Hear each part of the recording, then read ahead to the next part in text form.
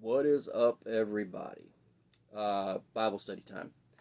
I am going to talk about Joseph. We're going to be in Genesis 37. And just before I get started, let me just say that if any of you, the few of you out there that like what I'm doing with the Bible studies, if you could like, share, that sort of thing, that would be awesome. Um, but tonight I wanted to do Joseph because I don't know how many people are familiar with Joseph in regards to the Messianic type symbolism that just saturates Joseph. When Christians talk about Jesus in the Old Testament, there's a lot of things that come to mind. For me, one of the things that jumps out is Joseph. Joseph is so dripping with Messianic implication and illustration. It just is amazing. It would be something that if I were Jewish, it'd be hard for me not to see. Um, so let's jump into this, I guess. So we're going to be in Genesis 37. Not sure if I mentioned that. I'm going to jump around. I'm not going to do a lot of reading. I've got selected verses that I think I want to kind of point out, highlight. But other than that, I'm just going to point out where these take place. So if you want to, read these on your own, um, you can do that.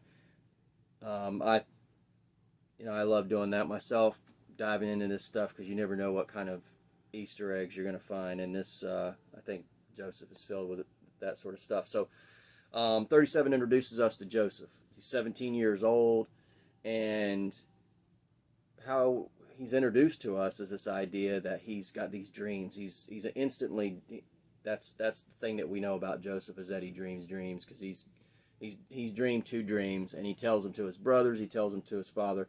Nobody likes these dreams because basically it means um, the understanding of the dreams is that everybody's going to bow down to Joseph.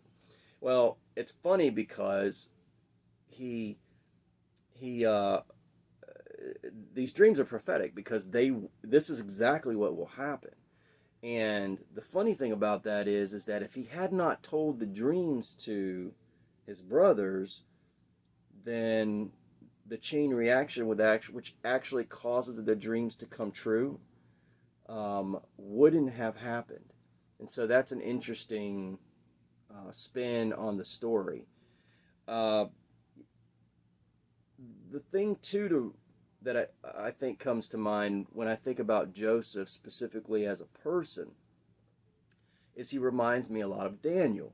In fact, you'll see there's a lot of similarities to Joseph, in Joseph, that will also what you read in Daniel. And also, what's very interesting about these two guys is that they they don't seem to have anything negative about their character. The Bible is um, not shy about telling you the negative things about people in the Bible. Uh, in fact, uh, you know, the I would argue that the Bible is kind of R-rated. It's maybe even bordering on X at times, to be quite honest with you. But because there's a lot of violence and there's sex, so just interesting side note there. But the the thing that's interesting too is that again these two characters, Daniel and Joseph, are super clean in regards to not really having a lot of sin that's expressed. I mean, the worst thing you could say about Joseph is that he's gullible in the fact that he is telling these dreams. That's about the worst thing that you find about Joseph. So I don't know what that says about people who dream dreams and whether that means they are upstanding character. Um, I don't know what that means about me because I don't dream a lot of dreams. Don't answer that. Um, but so there's that, right? So Joseph is a dreamer of dreams like Daniel. And so we see this situation take place. And so he tells the dreams, and instant jealousy breaks out amongst the brothers. The brothers don't like him. And so I just want to focus in a little bit on some of the stuff here to explain that. So if we go to, let's start in verse 19. So 37:19, it says, they said to one another, here comes the master of dreams. Come on now, let's kill him, throw him into one of those pits. So we can say that an evil animal devoured him. Then let's see what becomes of those dreams. Again, it's interesting because this is actually goes into what fulfills those dreams. So that's an interesting point. Also, the fact that the brothers have this very, very negative motivation towards Joseph, right? And we see that here. They want to kill him. They're plotting to kill him. Reuben, though, says this. He says, we must not beat him to death. And he said this, it says here, in order to rescue him from their hand and to return him to his father. And so he continues, says, don't shed blood. Throw him into this pit here in the wilderness, but don't lay a hand on him. So here Reuben's trying to be the voice of calm. And so it's interesting too, because this is similar to what happened to Jesus, right? Jesus talked about how the Jews kill the prophets. And here comes Jesus, and the Jews want to kill him. And notice too that, so if we go down to 26, Judah says, what profit is there if we kill our brother and cover up his blood? Come on, let's sell him to the Ishmaelites. Let's not lay our hand on him, since he is our brother, our own flesh. And I point that out because that's exactly what happened with Jesus. The Jews didn't want to be the ones to kill Jesus. Instead, they did political maneuvers to make it so that Rome would be the ones to kill Jesus. So this is exactly what's going on here. The 12 brothers have decided that instead of them getting blood on their hands, they will turn Joseph over to the Gentiles. And that's what they end up doing. Some Ishmaelites, Midianites come down, and they end up selling Joseph. And Reuben, who is the one who seems to be of a similar, of the cooler head, doesn't seem to voice that opinion. In other words, he's trying to secretly do this, which is similar to like maybe Nicodemus or Joseph of Arimathea, these guys who had a soft spot for Jesus, but didn't want to tell the Sanhedrin, who were hotheads and wanted to kill Jesus. And so you see that sort of dynamic taking place here. And it's also interesting, too, that they ended up selling Joseph to the Ishmaelites for 20 pieces of silver. And so I guess maybe the price went up 10 pieces, so up to 30 pieces by the time Jesus was around. So that's chapter 37. So chapter 38 is interesting because all of a sudden there's this weird section. And I talked about how the Bible is R-rated, right? And so there's this weird jump all of a sudden where it talks about Judah. And Judah has two sons. One of his sons marries this woman named Tamar. And this son is an evil guy, so he dies. That's what the Bible says. He's just evil, so God makes sure he dies. Then the other son, Judah goes to the other son and says, hey man, you need to take care of your brother's wife.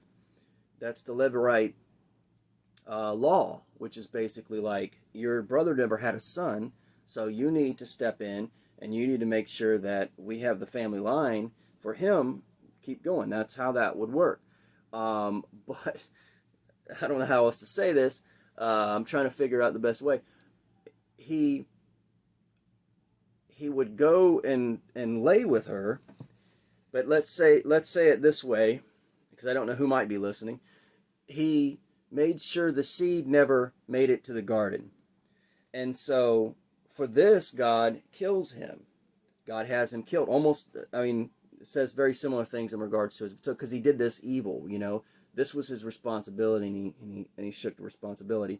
And so again, you see how the Bible has no problem telling you when how people behave and just exposing it. Because that's the world, right? That's how the world is. That's how people behave, unfortunately. And so it's just this weird little spot here. But in a way, if you think about it, it's not weird, because okay, so I didn't finish it. So what ends up happening then is that Tamar, who was supposed to have a child through the heirs of Judah, is left standing here waiting supposedly for the younger brother to get old enough. But time goes by and she realizes that the younger brother is not going to be her husband. And so what's creepy and part of the story is that she decides that as Judah goes out to this other town, she goes and dresses up as a prostitute, covers her face. Judah decides he needs to have some action and wants to pay this prostitute, who he doesn't know is actually his daughter-in-law, and she ends up becoming pregnant. And the son, one of the sons, she has twins, one of the sons ends up being the line of Jesus, where we get Jesus. So it's just, if you go through the genealogy of Jesus, you got some interesting characters there. So it's interesting that the line that gives us the Messiah is just thrown right in the middle of Joseph here. So if you go to chapter 39, then this is the part that a lot of people may be familiar with as well. This is the part where Joseph is at Potiphar's house. And this is also kind of an interesting sexually charged portion, because it talks about that Joseph is an attractive guy, and Potiphar's wife, so Potiphar's away a lot apparently. Joseph is put in charge of Potiphar's household, and apparently his wife has eyes for Joseph. Multiple times she's spurned by Joseph, and apparently she doesn't like that. So one time when she's in the house, just her and Joseph, she makes an advance on him. He pulls away, but she grabs his cloak, and she claims that he tried to rape her. This is what gets Joseph thrown in jail. So Joseph is then in jail, and that's where chapter 40 starts. Chapter 40 is interesting because you get this scenario where we get the dreams introduced again, or Joseph's ability. Now, instead of having dreams, he's interpreting dreams, similar to Daniel. So a baker and a cupbearer are there. Pharaoh's baker and cupbearer, both are there for some reason. They have dreams, and Joseph is put in charge of dealing with them because they like Joseph at the jail area, the pit area. So he asked them, why are they sad? And so they begin to tell the dreams. Okay, so this is the portion where that actually starts the chain reaction, where Pharaoh becomes aware of Joseph, because Joseph ends up giving the interpretation of these dreams to both the baker and the cupbearer, saying that the cupbearer would be brought back up to his position with Pharaoh, and the baker is going to have his head cut off and put on a pole, and the birds are going to eat him. That's what the interpretation of the two dreams are. The interesting thing about this, though, is that, so we just left the portion where it talks about the genealogy, where we start part of the genealogy of Jesus, and then we get to this part. And this seems a little bit innocuous in regards to, what does it have to do with Jesus? But it's interesting, though, because you got a baker who bakes bread and a cupbearer who holds wine. And so here, to me, and a lot of people see this as well, is a clear indication of the Passover or communion, the bread and the wine. And so we see this just thrown in the middle of this situation. So it's interesting that circumstantially, these two occupations have exactly this symbolism involved with them. So then Pharaoh has a dream in 41, again, similar to Daniel, as like Nebuchadnezzar having his dream. So Pharaoh has the dream about skinny calves, or skinny cows, or fat cows and skinny cows. And then the cupbearer remembers, oh, there's this guy in the prison. So Joseph gets brought up to interpret Pharaoh's dream. And because Pharaoh is impressed by the interpretation of the dream, he says to Joseph, well, since Yahweh basically gave you the interpretation of this dream, who better than a servant of Yahweh to be in charge of seeing that this through? So Joseph ends up coming from the pit and being exalted to a situation where he is basically the head of the Gentile world at this point. The famine takes place, and Egypt is, you could argue that it's this situation here is one of the reasons why Egypt became the world dominant power. There may be an argument for that. That maybe this famine that took place all over the world is the reason why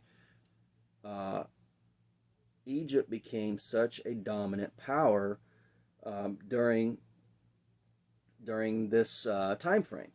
I mean, we think back in Egypt and all that it means to our world now archaeologically, and we know how powerful Egypt was at that point in time in history. So, but so it's interesting too, that idea that his brothers, Joseph's brothers, cast him off to the Gentiles because they wish his death, and here he becomes exalted by the Gentiles. So in the course of the story, obviously, there's a famine. That's part of the prophecy from the dreams. Egypt's prepared for that, and nobody else is because of Joseph. And so we jump back, and the brothers now, who are facing a famine, now understand that there's grain in Egypt. So they go to Egypt, and they end up running into Joseph. The interesting thing here is that they don't see Joseph. They see a Gentile ruler, a Gentile king. That's who they're seeing. They don't see their brother. They see a Gentile king. And that's important to note. So, let's see, we're at 43. So there's this interplay that takes place between where Joseph basically is giving them grain, he's hiding his identity from them, testing them a little bit. He ends up keeping Simon, says, hey, I'm going to keep this guy, you take the grain and go back. He tests them, finds out, see what they're saying. Benjamin, Joseph's younger brother from his mother side, is back home. He's the only one there. And so he says, here's your grain, but I'm going to keep Simon. I want you to bring Benjamin back here. I want you to bring your other brother back. And so that's what ends up happening, is Simon is left staying in Egypt. all the other brothers return back with the grain, but they tell Jacob what's going on, the father, and he basically says, I'm not giving up Benjamin because I already lost Joseph and I can't lose another son, basically. Which is interesting. I don't know what that means for Simeon or Simon, but apparently he's just going to leave Simon back in Egypt. But the famine continues, and Jacob needs. He says, "Hey man, you guys need to go back and get some more grain." And they say, "Hey man, we can't. You're gonna have to give Benjamin. This is what the guy told us. He was real mean to us, and he's not going to give us any grain. We can't be. He told us very clearly, don't come back to me without your younger brother."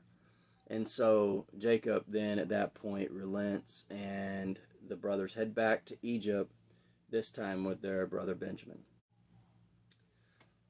So we are in chapter 44 now. So the brothers basically, they come back to Joseph.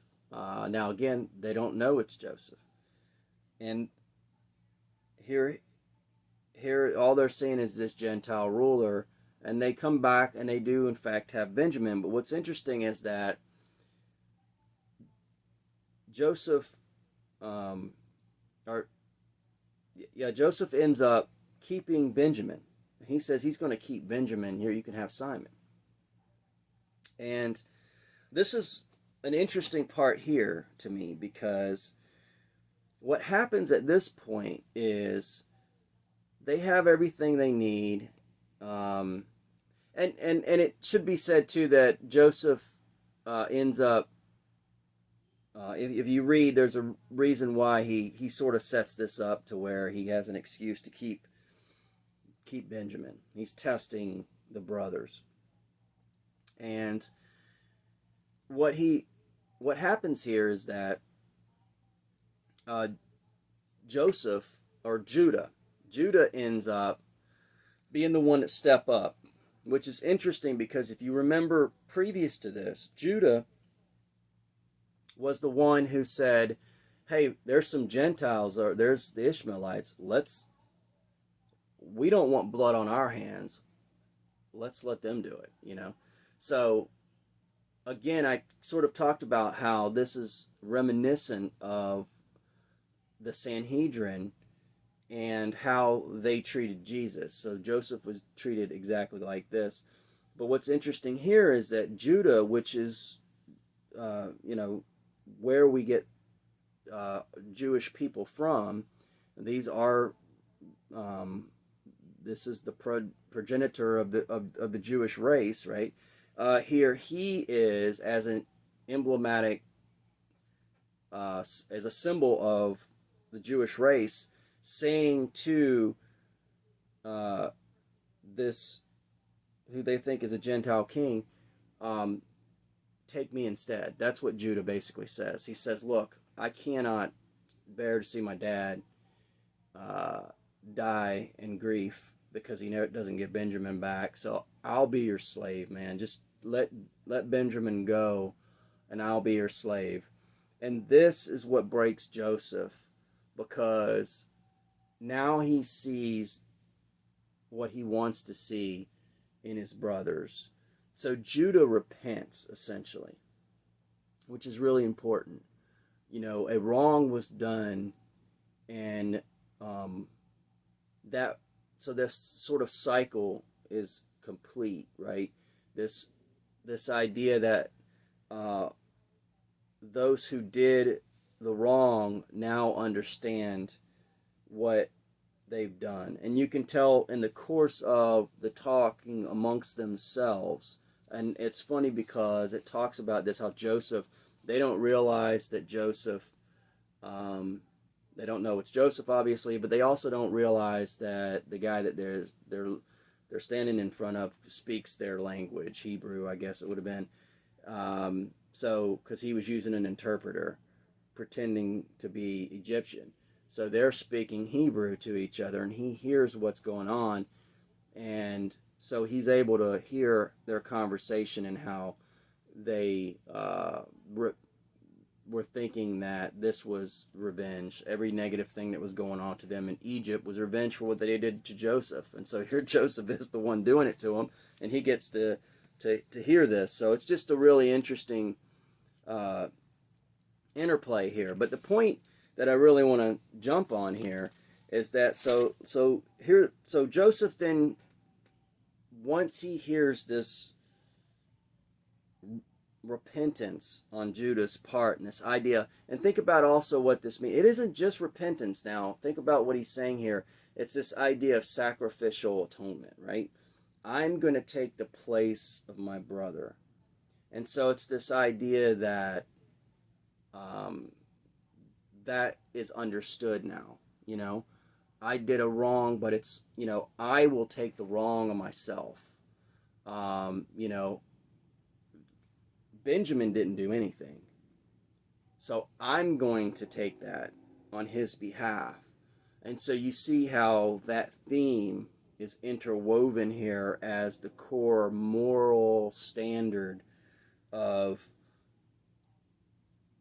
approval. There's this idea of approval that's going on. Like finally, there's a moral test that was passed here, and so at this point Joseph breaks, and there's portions of there's one time where he almost breaks before, and so he breaks, and he spills the beans, and he tells his brothers, hey, I'm Joseph, and so let's see where's my note on that where he speaks to them. Let's see, we are in chapter 45. So verse 3, it starts where he says,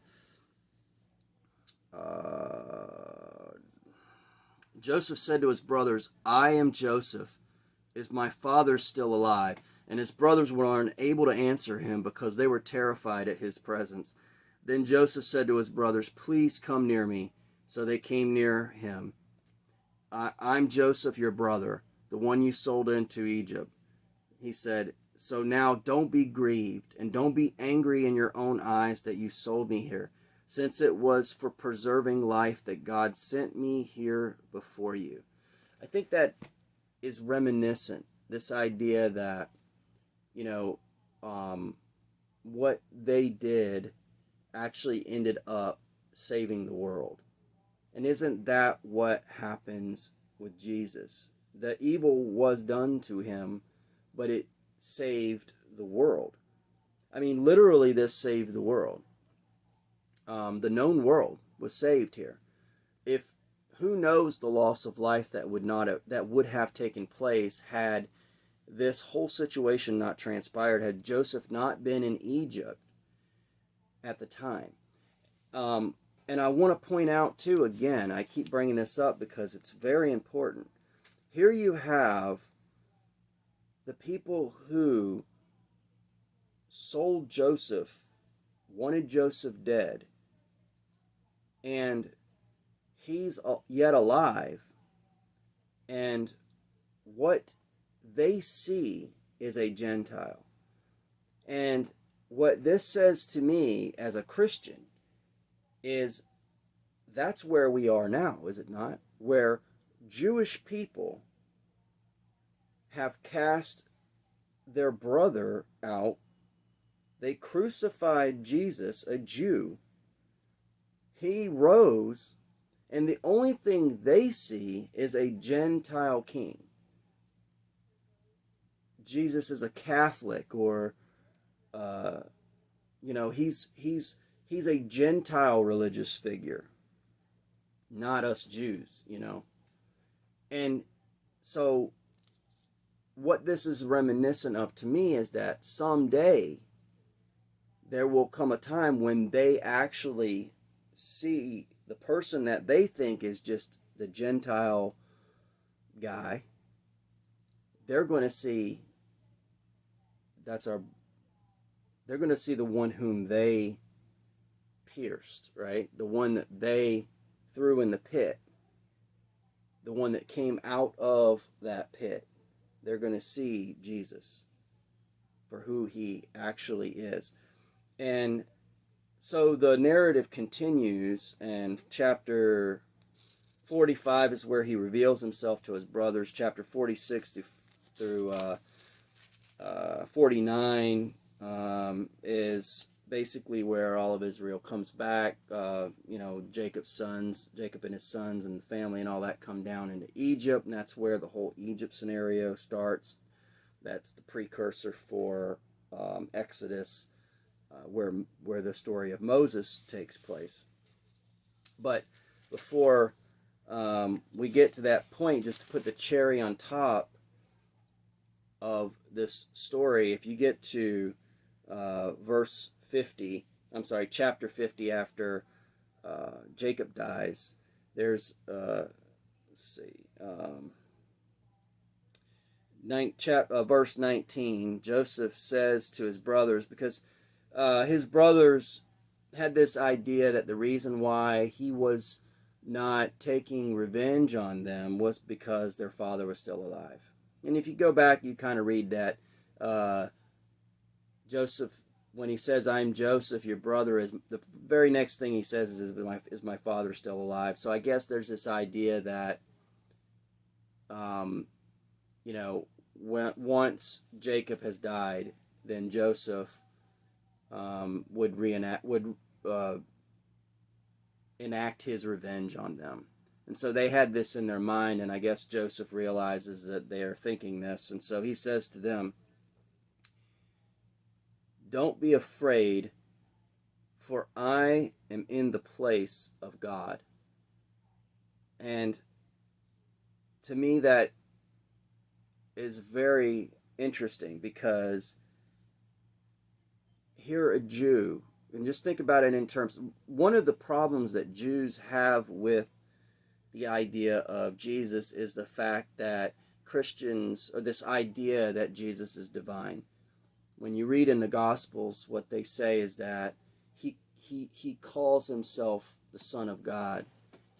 He brings himself up to the same level as Yahweh. That was the blasphemy that they found detestable. And to be fair, it would have been blasphemy if he were not God. But since he is the Son of God, it isn't blasphemy. And the works that he did were testimony to it. And again, we're reading a Jewish book here. So this isn't to say that it should be totally unexpected that is a possibility of how God was going to work and how Messiah was going to, the nature of Messiah. We read right here, right? It says here, "Do not be afraid, for I am in the place of God." And remember, this is the one they thought was the Gentile. He's for the Gentiles. And this one looks on them and says, "Don't be afraid, I am in the place of God." He's saying to them, "Yes, you yourselves planned evil against me. God planned it for good, in order to bring about what it is this day, to preserve the lives of many." So this is a synopsis, I don't know if that's right, but an outline of how God works, right? And oftentimes that's what prophecy is. It isn't so much to say this is specifically Jesus, or that there wasn't some sort of contemporary understanding at the time, but it's to say that this is how God works. And so that he would do this sort of thing when it came to the Messiah is not out of the ordinary for him. It's not absolutely unexpected. Was it a mystery? Yes, it was a mystery. But if you know your scripture, you can see that it was foretold. And so that's part of the coolness of the Old Testament to me. And I know a lot of Christians don't like the Old Testament, or they seem not to like the Old Testament. And I get it. The New Testament is a little cleaner. It's more doctrinally crisp. But the Old Testament's awesome. It's full of all sorts of craziness and all sorts of just, it's this tapestry of prophecy and history mixed together in all its ugliness, but its beauty as well, you know. And I think that's what this story illustrates. Out, you know, the hate of the brothers, the sovereignty of God, the salvation of man, all of it encapsulated in Joseph. So that's it. I'll leave it there. Hopefully it was enjoyable. So that's it.